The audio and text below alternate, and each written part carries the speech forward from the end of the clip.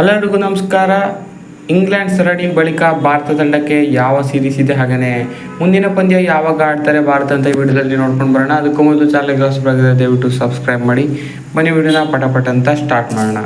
So England series long series ಆಗಿತ್ತು, 5 ಮ್ಯಾಚ್ಗಳ ಸರಣಿ ಆಗಿತ್ತು. ಸೊ ಈ ಲಾಂಗ್ ಸೀರೀಸ್ನ ಬಳಿಕ ಲಾಂಗ್ ಗ್ಯಾಪ್ ಕೂಡ ಸಿಕ್ಕಿದೆ ಅಂತಲೇ ಹೇಳ್ಬೋದು ಭಾರತಕ್ಕೆ. ಸೊ ಆಲ್ರೆಡಿ ಶೆಡ್ಯೂಲ್ ಆಗಿದ್ದ ಇಂಡಿಯಾ ಟೂರ್ ಆಫ್ ಬಾಂಗ್ಲಾದೇಶ್ ಮುಂದೂಡಲಾಗಿದೆ. ಸೊ ಇದು ಆಗಸ್ಟ್ 17ರಿಂದ ಶೆಡ್ಯೂಲ್ ಆಗಿತ್ತು, ಇನ್ನೊಂದು 10 ದಿನದ ಲೆಕ್ಕ ಇತ್ತು. ಸೊ ಶುರುವಾಗಬೇಕಾಗಿತ್ತು, ಅದು ಮುಂದೂಡಲಾಗಿದೆ. ಸೊ ODI ಕೂಡ ಇತ್ತು ಇದರಲ್ಲಿ, ಸೊ ಅದು ಮುಂದೂಡಲಾಗಿದೆ. ಸೊ ಹಾಗಾಗಿ ಇನ್ನು ಭಾರತ ಆಡೋದು ಏಷ್ಯಾ ಕಪ್ ಅಂತಲೇ ಹೇಳ್ಬೋದು. ಸೊ ಇದಕ್ಕೂ ಮೊದಲು ಶ್ರೀಲಂಕಾ ವಿರುದ್ಧ ಸೀರೀಸ್ ಆಡ್ತಾರೆ ಅಂತ ಹೇಳಲಾಗಿತ್ತು. ಆ ಬಾಂಗ್ಲಾದೇಶ್ ಸರಣಿ ನಡುವೆ ಇರೋ ಗ್ಯಾಪ್ನಲ್ಲಿ ಶ್ರೀಲಂಕಾ ವಿರುದ್ಧ ODI ಮತ್ತು T20 ಆಡ್ತಾರೆ ಅಂತ ಬಂದಿತ್ತು.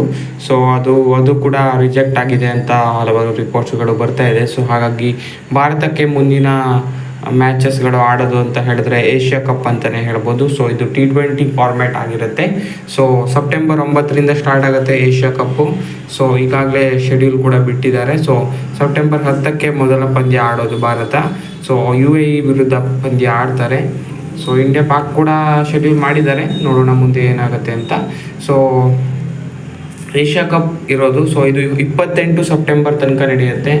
ಸೊ T20 ಫಾರ್ಮೇಟಲ್ಲಿ ಆಗಿರೋದ್ರಿಂದ ರೋಹಿತ್ ಶರ್ಮಾ ಮತ್ತು ವಿರಾಟ್ ಕೊಹ್ಲಿ ಇದರಲ್ಲೂ ಕೂಡ ನೋಡೋದಕ್ಕೆ ಸಿಗೋದಿಲ್ಲ. ಸೊ ತುಂಬಾ ದಿನ ಆಯಿತು ಅವರಿಬ್ಬರು ಆಡೋದನ್ನು ನೋಡಿ. ಸೊ ಹಾಗಾಗಿ ತುಂಬಾ ವೆಯ್ಟ್ ಮಾಡಬೇಕಾಗುತ್ತೆ. ಇನ್ನೂ ಕೂಡ ODI ಸೀರೀಸ್ಗಳು ಬರೋದಕ್ಕೆ ತುಂಬಾ ಲೇಟ್ ಇರೋದ್ರಿಂದ, ಯಾಕಂದರೆ ಮುಂದಿನ ಸರಣಿ ಇರೋದು ಅಕ್ಟೋಬರ್ನಲ್ಲಿ, ಅದು West Indies tour of India ಆಗಿರುತ್ತೆ.